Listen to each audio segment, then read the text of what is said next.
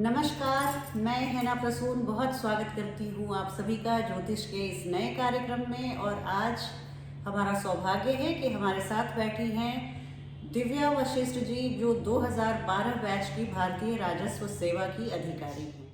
इन्हें ज्योतिष में इतनी रुचि है और इतनी अच्छी पकड़ है कि मैंने सोचा कि दर्शकों से इन्हें मैं रूबरू कराऊं और इनसे जो ज्योतिष का इनका अथाह नॉलेज बेस है उससे सभी को लाभान्वित कराऊं। तो दिव्या जी नमस्कार, बहुत स्वागत है आपका मेरे चैनल में। और आज ज्योतिष के बारे में मैं बातचीत शुरू करूं इससे पहले मैं आपका हार्दिक अभिनंदन करती हूं। दिव्या जी से बातचीत का सिलसिला आगे शुरू करूं इसके पहले मैं दिव्या जी से आग्रह करूंगी कि उनके अनुभव, उनके ज्ञान से हम सभी को परिचित कराएं। उन्होंने जितनी सारी कुंडलियां देखी हैं और जितना उनका रिसर्च वर्क रहा है एस्ट्रोलॉजी के फील्ड में, जब आप सुनेंगे दिव्या जी को बोलते हुए आप बिल्कुल मंत्रमुग्ध हो जाएंगे। तो दिव्या जी आपका बहुत स्वागत है। और मैं चाहती हूँ कि बातचीत की शुरुआत मैं पितृदोष से करूँ। पितृदोष क्या होता है हमारी कुंडली में, ये कैसे हम देखते हैं और किस तरह से आपने देखा है, जितनी भी कुंडलियाँ आपने देखी तो ये किस तरह से रिफ्लेक्ट करता है हमारे चार्ट में और हमारी लाइफ में? मैडम, जैसे मेरा एक्सपीरियंस बहुत ज़्यादा लंबा नहीं है एस्ट्रोलॉजी के फील्ड में। पढ़ना मैंने आई थिंक सबसे पहला मेरा इनकाउंटर रहा जब मैं मोरलेस 10 या 12 साल की थी। मेरे जो ग्रैंडफादर थे वो बहुत अच्छे एस्ट्रोलॉजर थे। 10 साल का बच्चा अगर एस्ट्रोलॉजी पढ़े तो इसे बहुत बड़ी बात मानते हैं। तो उसमें ये था कि मैं जानना चाहती थी कि वो दिन भर क्या पढ़ते रहते थे। वो बिजनेस कम्युनिटी में लोग मारवाड़ी से राजस्थान से, तो अपने फ्री टाइम में वो कुंडलियाँ देखा करते थे अपने फ्रेंड्स और जानकारों के लिए बनाया करते थे जी। तो मैं उनसे पूछा करती थी ये हिंदी की कौन सी किताबें आप पढ़ा करते हैं। तो उन्होंने मुझे कहा तुझे सिखाता हूँ। तो स्टार्टिंग मुझे बताने लगे प्लैनेट्स के बारे में। फिर सडनली एक दिन मेरी मदर ने उनको बोला कि आप इसको ये पढ़ाओगे तो अपना पढ़ाई कब करेगी। तो उन्होंने कहा इसका समय नहीं आया है पढ़ने का। एंड 2 साल के बाद उन्होंने मुझे कहा अब तुम्हारा समय आया अपनी पढ़ाई करने का, जब तुम शादी करके जाओगी उसके बाद तुम्हारा समय पढ़ने का आएगा। तो आई थिंक वहाँ से मेरी जर्नी शुरू हुई। आफ्टर 36 ईयर्स ऑफ माई मतलब age of my having come to age मैंने पढ़ना शुरू किया। लेकिन प्रॉब्लली थोड़ा नैक था, थोड़ा एंसेस्ट्रल कुछ वो था, मैंने बहुत जल्दी पिकअप किया एस्ट्रोलॉजी को भी। और मैं देखना चूँकि रैपिडली देख रहे थे कुंडलियाँ, तो देखना शुरू किया। तो पितृदोष के बारे में मेरी 2 अंडरस्टैंडिंग्स रही इस पूरे ड्यूरेशन में। पहला ड्यूरेशन में मेरा ये अंडरस्टैंडिंग रहा कि पितृदोष का मतलब ज़्यादातर हम अगर टेक्निकली देखें तो 5th हाउस, उसका लॉर्ड, उसका डिस्पोजिटर अफ्लिक्शन, राहु से हो, केतु से हो, सैटर्न से हो। कई बार ऐसा हो कि अगर सन से भी हो, क्योंकि सन भी पाप ग्रह में आता है, क्रूर ग्रह में आता है, क्रूर ग्रह में आता है। तो हमारा कहना ये होता है कि पितृदोष हो गया। ये टेक्निकल पार्ट उसका हुआ। लेकिन इसका जो स्पिरिचुअल या जो रैमिफिकेशन वाला पार्ट है, जिसे हम कहते हैं कि एग्जीक्यूशनल वाला पार्ट, वो ये है कि पितृदोष का मतलब ये हुआ कि हम अपने उन कर्तव्यों को या उन कार्यकलापों को जो हमारे एंसेस्टर्स करके आए हैं, जो कि नॉट सो वेरी प्लेजेंट थे, किसी के विरुद्ध थे। पितृ का मतलब पुरुष सोल, यानी सोल इसका इनकारनेशन पुरुष के बॉडी में हुआ था। उनके खिलाफ ऐसा कोई काम करेगा, उनकी एंटी किया गया, कॉन्स्पिरेसी हो, मर्डर हो, पीड़ा देने के लिए कोई काम हो, हमारे एंसेस्टर्स ने जो किया हम वो अपनी हॉरोस्कोप में लेके आते हैं।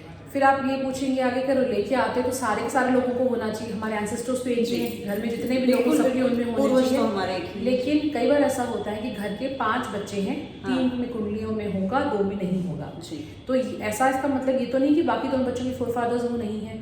पर एक इंटरप्रिटेशन इसका ये है जो मुझे लगता है काफ़ी हद तक मेडिटेटिव अगर सर्कल्स की जिनमें मेरा एक्सपीरियंस आता है, ये बंदे वही लोग हैं जिनके पास लाइफ में ये खुद अपने फोरफादर्स थे और इन्होंने ही वो काम किए हैं जिसकी वजह से किसी को पीड़ा हुई और अपने ही द्वारा किए गए, अब एज देयर ओन फोरफादर्स ये आज उसका भुगतान करने आए हैं। और इसलिए हम कहते हैं कि हमें अपने फोरफादर से किए गए कारण जो भी कर्म है उनका पितृदोष अगर हमको है तो उसका हमको भुगतान करना चाहिए, वरना ये साइकिल ब्रेक नहीं होगा, जन्म दर जन्म जाएगा। तो बेसिकली वो हमारे ही किए गए काम है, अगर हम हमें शिकार नहीं करें तो वो ब्रेक नहीं होगा साइकिल।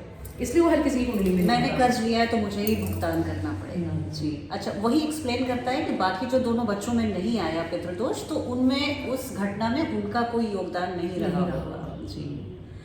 मातृदोष या पितृदोष अलग अलग होता है या पितृ से हम अपने सारे पितरों को कवर करते हैं?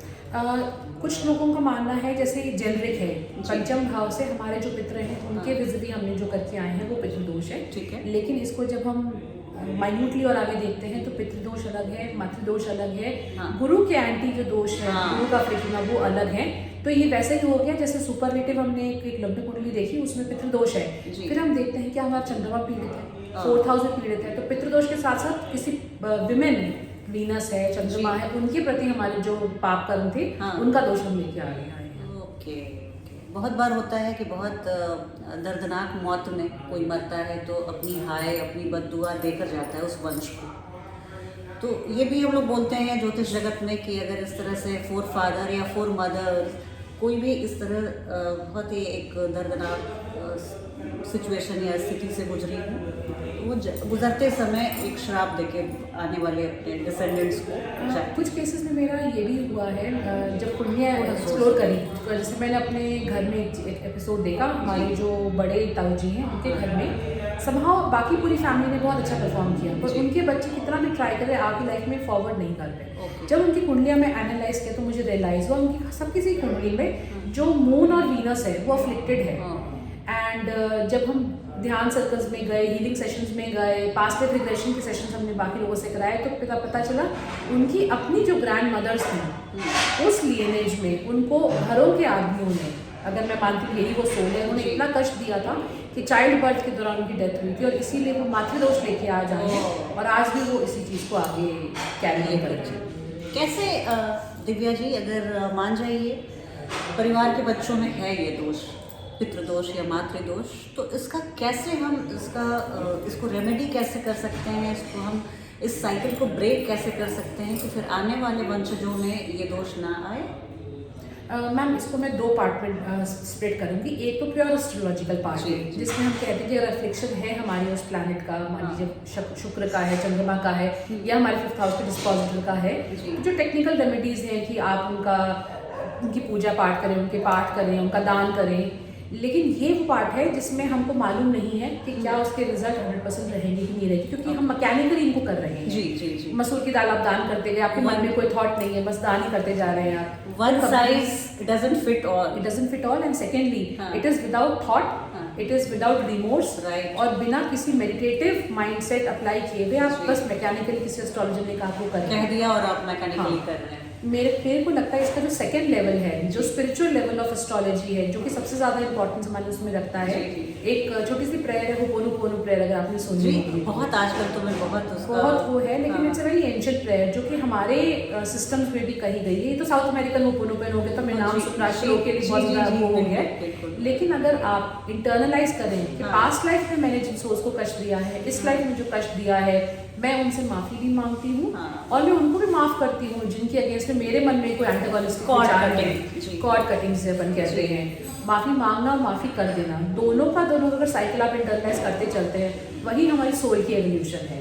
तो स्पिरिचुअल लेवल पे आप जब देखते हैं, जब तक हम उसको इंटरनलाइज नहीं करेंगे, कितना भी आप दान कर ले, पाठ पूजा कर ले, राहु के जब कर ले, सूर्य के जब कर ले, उसका इफेक्ट नहीं करता है, क्योंकि हमारी हायर सेल्फ ही हमारे आज की सबकॉन्शियस स्टोरी और हमारे किए गए काम को आगे लेके जाती है, ना कि ये मैकेनिकल दान पुण्य। बहुत मुझे दिव्या जी से बात करके इतनी क्लैरिटी मिलती है। बहुत सारे जो ज्योतिष के गूढ़ विषय हैं, बहुत सारी प्रिंसिपल्स ऐसे हैं जिनको समझना बहुत दुरूह होता है। दिव्या जी बातों ही बातों में बहुत सहजता से बता देती हैं। एक प्रश्न जो और मन में आता है कि आपका जैसे रिश्तों को लेकर आजकल बहुत सारे क्वेश्चंस मैं देखती हूँ, लोग कंसल्ट करते हैं। ये वही वीनस वही मून पहले भी हुआ करते थे, आज से 400 साल पहले भी, और आज भी वही हैं। तो पहले रिश्तों को लेकर वो जो एक प्रेम और अफेक्शन और ये सब था, ये ऐसी चीज़ें अब आजकल क्यों इतनी एक्सटिंक्ट होती जा रही हैं? तो क्या हमारे मून और वीनस अब उस फ्लेवर को नहीं रखते हैं हमारी कुंडली में? जैसे एस्ट्रोलॉजी का बेसिक प्रिंसिपल है कि जब भी हम इंटरप्रिटेशन करते हैं तो समय देश काल के हिसाब से होगा। तो अगर युग परिवर्तित होते हैं और उनका टेक्सचर, सोसाइटी का टेक्सचर, मेंटल मेकअप, एग्जीक्यूशन सब चेंज हो रहा है, तो वही वीनस जो आज से 250 साल पहले किसी महिला की कुंडली में अफ्लिक्टेड था, जिसकी वजह से उसको धन प्राप्ति में, ऐश्वर्य में या घर की कंफर्ट्स प्राप्ति करने में मुश्किल हो रही थी, वही कुंडली अगर आज करें तो हो सकता है उसको सेम प्रॉब्लम हो रही है, बस कॉन्टेक्स्ट चेंज रहेगी। पहले वो महिला गाँव में रह रही थी और सारे पशु और जितना भी खाद खेत खलिहान सबका काम करते हुए उसको लग रहा था कि सब कुछ मेरे पास है, धन धान्य, लेकिन मैं उसको रिलिश नहीं कर पा रही, एंजॉय नहीं कर पा रही, वहाँ भी अफ्लिक्शन था। हाँ। और आज वही कुंडली वाली एक महिला मुंबई किसी चौल में है, हाँ। लेकिन वहाँ पे फैसिलिटीज ही नहीं है। सब कुछ मुंबई में होने के बावजूद भी वो आजू बाजू वाली फैसिलिटीज को एंजॉय नहीं कर पाई। समय देश काल और उनकी है।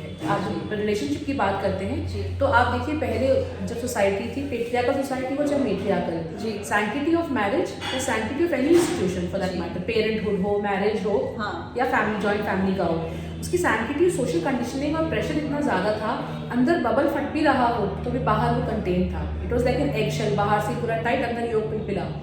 आज सिचुएशन ये आ गई कि बाहर का जो एगशेल है, सोसाइटल जो प्रेशर्स और कंस्ट्रक्शंस को देने की जो कैपेबिलिटी है वो डाइल्यूट हो गई है। शेल चूंकि ब्रेक हो गया है तो अंदर जो भी भूकंप होगा, जो भी होगा, बाहर आसानी से निकल के और हम लोगों की उसमें पैक्टेबल होगा।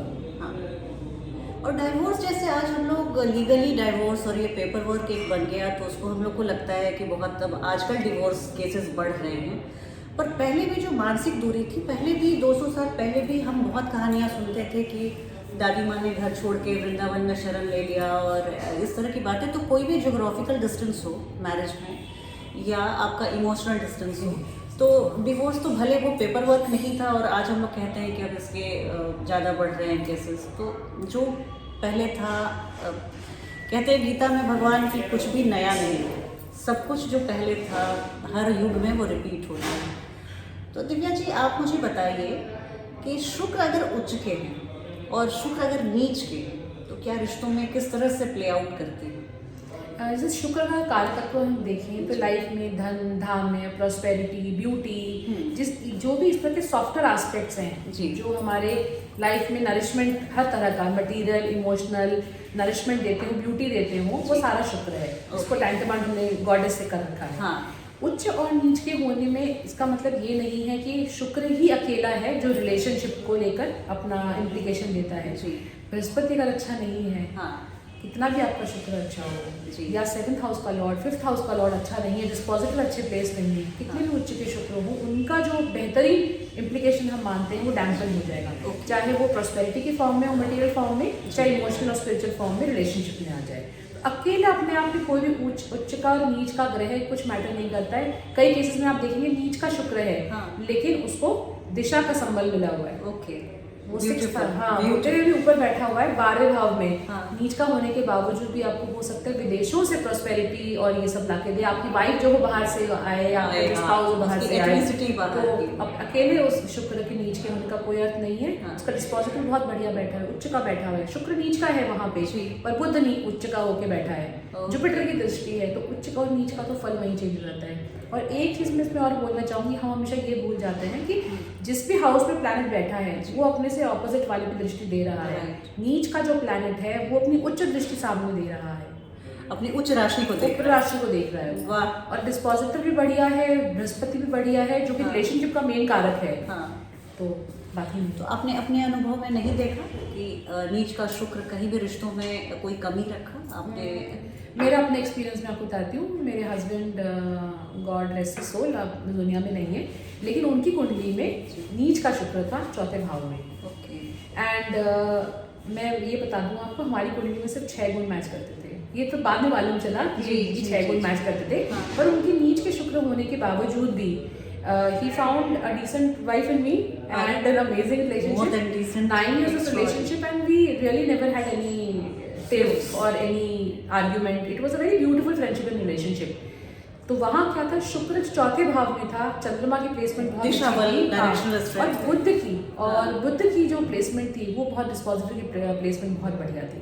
तो चंद्रमा बढ़िया होना, बृहस्पति बहुत उनका बढ़िया था, इसकी वजह से नीच के शुक्र ने भी उनको घर बड़े दिए, एक desire to have beautiful house, साफ सफाई, वाइफ अच्छे से ड्रेसअप हो, अच्छा कपड़ा पहने, ये वो सब दिया नीच के शुक्र के बावजूद भी। मतलब भरा हुआ हाथी भी 1.25 लाख का होता है, और वो जाते जाते भी अपने नेचुरल सिग्निफिकेशन को प्लैनेट्स नहीं छोड़ते ना। जो कारकत्व है वो एग्जीक्यूट करेंगे, जी उनकी डिग्रीज में फर्क हो सकता है। जी बिल्कुल। अगर मैं बोलूँ कि मार्केश उच्च के, तो वही मार्केश हमारे सप्तमेश भी होते हैं, 7th लॉर्ड ही होते हैं हमारे मार्केश और सप्तमेश। तो ये उच्च के हैं, तो इसको आप कैसे इंटरप्रेट करती हैं दिव्या जी? क्या ये हमारे हेल्थ पे एक टॉल लेगा या हमारे मैरिड लाइफ को ये अच्छा बनाए? पहली चीज़ पे कोई भी इवेंट बिना दशा के हमारी लाइफ में एग्जीक्यूट ही नहीं है जी।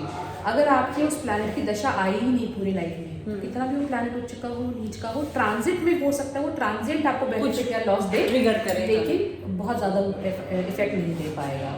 और मार्केश का उच्च होना और नीच हो जाना, डेबिलिटेट हो जाना या 6, 8, 12 में बैठ जाना, उसकी स्ट्रेंथ का बढ़ जाना, मार्केश सिर्फ और सिर्फ मार्केश हमारी हेल्थ के लिए ही नहीं है।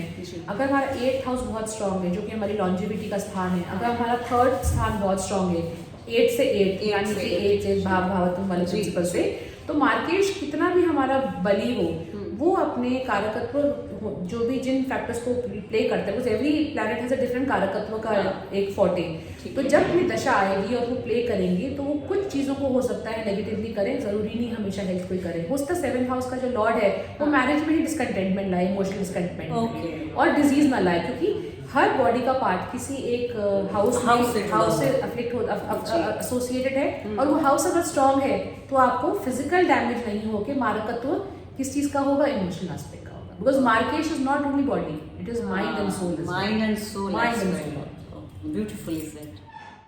बातचीत के सिलसिला को आगे बढ़ाते हैं। दिव्या जी, आप ये बताएं कि ये हम जब भी इस प्लैनेट पे विजिट करते हैं, जन्म लेते हैं एक नए शरीर के साथ, तो हम कुछ पिछले अपने पास्ट लाइफ्स के कर्जों को चुकाने के लिए, उस जीवन यात्रा को आगे बढ़ाने के लिए करते हैं। तो यहाँ पर प्लैनेट्स की क्या भूमिका रहती है? क्या हम उस अपॉर्चुन टाइम मोमेंट के लिए वेट करते हैं, या जो हम पिछले जन्म में, जैसे मेरी मृत्यु हुई और हमने तत्काल ही उसी महादशा जहाँ पे मैं छोड़ के गई थी, उसी को आगे बढ़ाते हुए तत्काल जन्म ले लेती हूँ? मैंने इसमें 2 थियोरीज को साफ कोइंसाइड करके चलते हैं। एक में है जो हमारा सोल कॉन्ट्रैक्ट्स रहते हैं, जिसमें हम पास्ट लाइफ की जो डेबिट और क्रेडिट हम लेके आ रहे हैं उनको एग्जीक्यूट करने या उनका रिड्रेसल कराने के लिए लाइफ में आते हैं। ठीक है। दूसरा हुआ एस्ट्रोलॉजिकली हमारे चार्ट में जो दिख रहा है कि हमने जन्म लिया, हमारा जन्म हुआ राहु के महादशा में और बुध की महादशा में हमने अपना देह त्याग दिया। एक थ्योरी ये कहती है कि हमने जिस दशा में जन्म लिया और जिस दशा तक हमने इस लाइफ में अपनी दशाओं को देखा, और मान लीजिए कि राहु में हमारा जन्म हुआ और बुध में हमने अपना शरीर त्याग दिया, ठीक है, तो अगली लाइफ में हम बुध की उस महादशा अंतर्दशा को ही लेते हुए अपना अगला बॉडी इनकारनेट करेंगे, जन्म लेंगे और आगे बढ़ेंगे जहाँ पे हमने उसको छोड़ा है। ठीक है। लेकिन अब ये जो कॉम्बिनेशन है में हमने जिस महादशा अंतर्दशा में देह त्यागा है उसी में हम अगला जन्म लेंगे, लेकिन अब प्लैनेटरी कॉम्बिनेशन सेम तो हो नहीं सकते, प्लैनेट्स मूव कर रहे हैं यूनिवर्स की तरह से। हमारी सोल कॉन्ट्रैक्ट करती है यूनिवर्स से या बाकी सोल्स के साथ डेबिट क्रेडिट देने के लिए कि हम अगली लाइफ में जिस महादशा दशा में एंटर होंगे उसको भोगने के लिए, बिकॉज दशा इज द टाइम, दशा इज द टाइम और स्पेस के बिना कुछ एग्जीक्यूट नहीं होगा। तो हम उस टाइम में तब जन्म लेंगे और अपनी जो बाकी बची हुई जर्नी कंप्लीट करेंगे सोल की, और अपना डेबिट और क्रेडिट आपसे देंगे उस कालखंड में जिसमें प्लैनेटरी पोजीशंस वैसी हो रखी होंगी यूनिवर्स में जहां पे हम अपने डेबिट और क्रेडिट एग्जीक्यूट कर पाए। सो बेसिकली टाइम और स्पेस दोनों का मर्जर है soul contract is the spacing और टाइमिंग, जिसमें आप आकर के अपनी लाइफ के पुराने चैप्टर जहाँ पे आपने छोड़ा उसको एंटर कर रहे हैं, एंड महादशा इज द टाइम। तो वो हो सकता है 10 साल बाद भी हो, 10 साल बाद और 10,000 साल बाद भी हो, और यही रीजन है कि हर सोल का दोबारा जन्म लेने का टाइम फ्रेम है, वो फिक्स नहीं है। जी जी जी बिल्कुल। यहाँ पर एक सप्लीमेंट्री क्वेश्चन बनता है कि वर्ल्ड में पॉपुलेशन बढ़ता ही जा रहा है, और पहले बहुत सारे जैसे भूखमरी और फैमिन, उसमें बहुत सारे लोगों की जाने जाती थी और पॉपुलेशन बहुत कम था। अब देख रहे हैं कि दुनिया 7 बिलियन पॉपुलेशन इस प्लैनेट का हो चुका है। तो ये कैसे होता है? नए सोल आते हैं? हो सकता है ये हो, हम जब अगर बिग बैंग से ही लेते हैं कि नंबर ऑफ सोल्स मान लीजिए 3 ट्रिलियन सोल्स या जो particles of soul consciousness generate हुई। अब हर का जन्म तो ह्यूमन बॉडी के फॉर्म में हो नहीं रहा, क्योंकि हम ये मान रहे हैं कि हमारे पास्ट लाइफ जन्म है वो किसी टिड्डी के फॉर्म में भी हो सकता था, कौवे के फॉर्म में भी हो सकता था, किसी ऐसी स्पीसी के फॉर्म में भी हो सकता था जो आज की डेट में एक्सटिंक्ट है जी। और हर सोल एक के बाद एक दारमदार कॉन्सिक्वेंशली पैदा भी नहीं हो रही है, क्योंकि वो अपनी काल भुक्ति का वेट कर रही है जिसमें वो अपनी कास्ट कार्ड को एग्जीक्यूट करेगी। तो पॉपुलेशन का जो मिसनॉर्मल है ये कोई मायने नहीं रखता है, नंबर ऑफ सोल्स यूनिवर्स में है, बिकॉज ये भी तो हो सकता है सिर्फ अर्थ ही तो वो जगह नहीं है जहाँ ये सोल्स इनकारनेट हो रही है, बहुत सारे प्लैनेट्स हैं जब ब्रह्मांड। तो पॉपुलेशन शिफ्टिंग और सोल्स की पॉपुलेशन की शिफ्टिंग का जो कॉन्सेप्ट है, ये सिर्फ हाइपोथेटिकल क्वेश्चन जो हम सोच रहे हैं इनका कोई मतलब नहीं है, क्योंकि कुछ भी चीज़ जो है सिंक्रोनस नहीं है। हर जन्म में हमारी सोल का एवोल्यूशन हो रहा है। किसी एक जन्म में मैं बैम्बू ट्री थी, उसके बाद मेरा एवोल्यूशन हुआ कि मैं भेड़ बनी, उसके बाद मेरा एवोल्यूशन हुआ कि मैं हाथी बनी, फिर मेरा एवोल्यूशन हुआ कि मैं ज़्यादा इवॉल्व सोल बनी, फिर ह्यूमन बॉडी की फॉर्म में लिया मैंने। तो एवोल्यूशन चेंज होता गया। तो वही सोल जो पहले बैम्बू थी आज वो इंसान है। तो बहुत सारी सोल्स इवॉल्व कर रही है। किस सफाई से दिव्या जी इतने डिफिकल्ट टू हैंडल क्वेश्चंस का भी जवाब देती हैं और किस कॉन्फिडेंस से, ये सीखने वाली बात है। बहुत सही आपने बात बताई, बहुत ही गूढ़ बातें थी, अपने अनुभव से, अपने पढ़ाई, अपने रिसर्च के आधार पे उन्होंने की। तो एक सवाल और बनता है, ये आत्मकारक ग्रह क्या होता है? ये जेमिनी पद्धति की ज्योतिष में इसे हम बोलते हैं आत्मकारक और अमात्य कारक। और किस तरह से ये दोनों प्लैनेट्स जो होते हैं किस तरह से हमारी लाइफ को गाइड करते हैं और प्रभाव डालते हैं, इसके बारे में आइए जानते हैं दिव्या जी से। जैसे हम जब लग्न कुंडली देखते हैं तो सब लोगों को ये लगता है कि लग्न का जो लॉर्ड है वही हमारी लाइफ का हर चीज़ डिसाइड कर रहा है, और बाकी सारे हाउसेज तो इंडिविजुअल एस्पेक्ट्स को डिसाइड कर रहे हैं। 10th हाउस जॉब को डिसाइड कर रहा है, 7th हाउस पार्टनर को, 4th हाउस मदर को, 2nd हाउस हमारी फैमिली को। लेकिन लग्न लॉर्ड है, वही हमारी लाइफ में सब कुछ हमारा मॉडरेट भी कर रहा है और वही गाइड कर रहा है। इस कॉन्सेप्ट में दो प्लैनेट्स की जो कंट्रीब्यूशन है वो लग्न के बराबर की ही आती है, बिकॉज लग्न is our body, it is me. लेकिन दिस मी, इसको ड्राइव कौन कर रहा है? वो अमात्य कारक और आत्मकारक ग्रह होते हैं। तो आत्मकारक ग्रह हुए इसकी हाईएस्ट डिग्री है, यानी कि ये वैसा ही हुआ। और अमात्य कारक हुआ जिसकी आत्मकारक ग्रह से जस्ट नीचे हो बट सेकंड हाईएस्ट हो। तो ये वैसे ही हुआ जैसे D1 और हमारा डिविजनल चार्ट है। D1 हमारा पोटेंशियल है, और डिविजनल चार्ट उस एस्पेक्ट का रियल एग्जीक्यूशन जब होगा, जब दशा आएगी तो हमें क्या फल मिलेगा, ये जैसे कोरोबरेट करता है। वैसे अमात्य कारक और आत्मकारक ग्रह, आत्मकारक ड्राइव करता है हमारी सोल को, कि हमारा हमको ये करने की चाह रहेगी, ये करने की हमारी ड्राइव रहेगी। लेकिन जब समय और काल आएगा हम उसको कितना पा पाएंगे, वो अमात्य कारक है।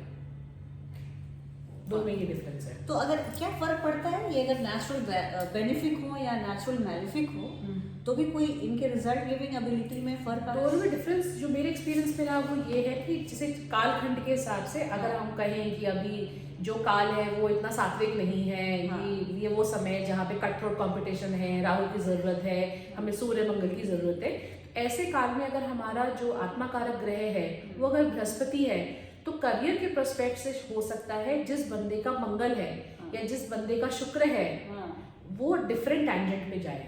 ओके।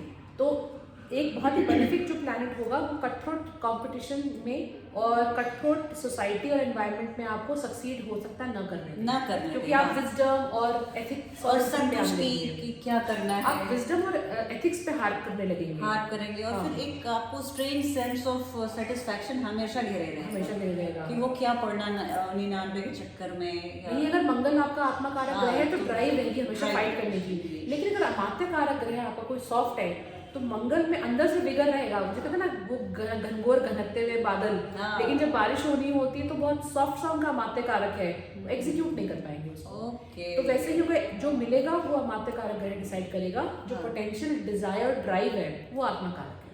तो दिव्या जी, आपके कहने का मतलब कि अगर अमात्य कारक हमारे आत्मकारक से 1 डिग्री या आधे मिनट का डिफरेंस में रहे तो क्या ज़्यादा वो प्रभाव देने में सक्षम रहेगा? यहाँ डिग्री का नहीं है, वो तो वैसे भी सेकंड बेस्ट होगा।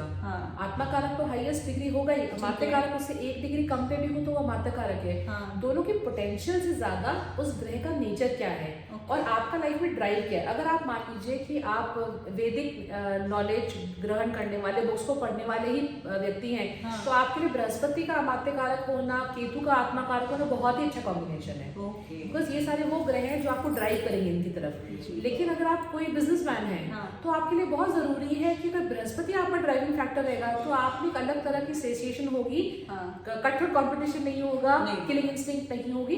यही मंगल, बुध, शुक्र, शनि आपके होंगे तो ड्राइव रहेगी जीतने की। मेरा ये सवाल था कि अगर अमात्य कारक आधे मिनट के डिफरेंस में हो या 15 डिग्री में, तो क्या कुछ फर्क आएगा? इसका मतलब ये है कि मान लीजिए कि आपका 28 डिग्री पे आत्मा कारक हाँ, है हाँ, और उससे 15 डिग्री नीचे पे है, तो हाँ, 13 डिग्री पे आपका जी, आत्मा कारक हुआ, हाँ, और बाकी सारे ग्रह इसका मतलब उससे और भी कम। नीचे हुए। जी, तो वही मेरा सवाल था कि क्या यहाँ पे डिग्रियों में अगर ज्यादा गैप है तो कुछ रिजल्ट गिविंग एबिलिटी में डिग्रियों का फर्क गैप है? एक्चुअली हम दो एस्पेक्ट्स में ज़्यादा हमें अफ्लिक्शन या उसका असर मालूम चलता है। जब दो प्लैनेट्स कंजंक्शन में हो ओके। तब उनकी आजू बाजू की डिग्री का फर्क पड़ता है, ठीक या जिसे हम कहते हैं द ऑर्ब ऑफ इन्फ्लुएंस, हाँ। कि 7 डिग्री में है, 3 डिग्री जी, में, जी, 5 जी। डिग्री में, वहाँ फर्क पड़ता है। यहाँ तो डिस्टिंक्टली मेरी समझ से आपकी कुंडली में दो ही सबसे ज़्यादा मेच्योर ग्रह हैं, क्योंकि अगर आप देखते हैं कि आत्मा कारक अमात्य कारक ग्रह होने का मतलब क्या है, पास्ट लाइफ की जितनी भी आपकी अंडरस्टैंडिंग हर ग्रह की है, हर ग्रह का अपना कारकत्व है। बिल्कुल। आप अपनी पास्ट जर्नीज में इन दो मेच्योर ग्रहों की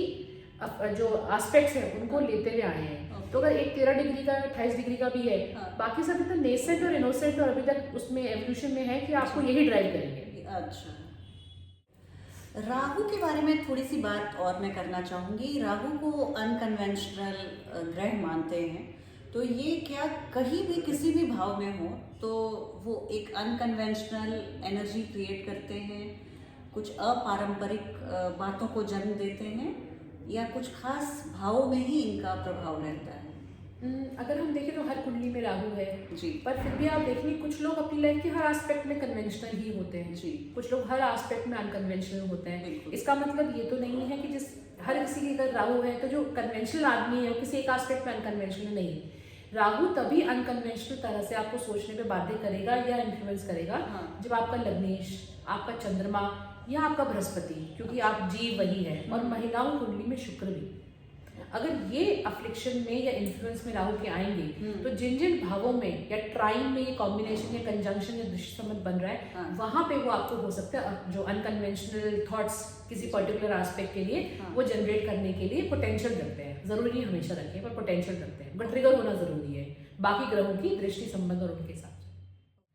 द्वितीय भाव में अगर राहु स्थित है किसी कुंडली में तो इसको आप कैसे देखती हैं दिव्या जी? द्वितीय भाव के मारक भाव होता है और राहु भी वैसे ही अपने डिस्पोजिटर के जैसा ही काम करेंगे उनके आज्ञा से।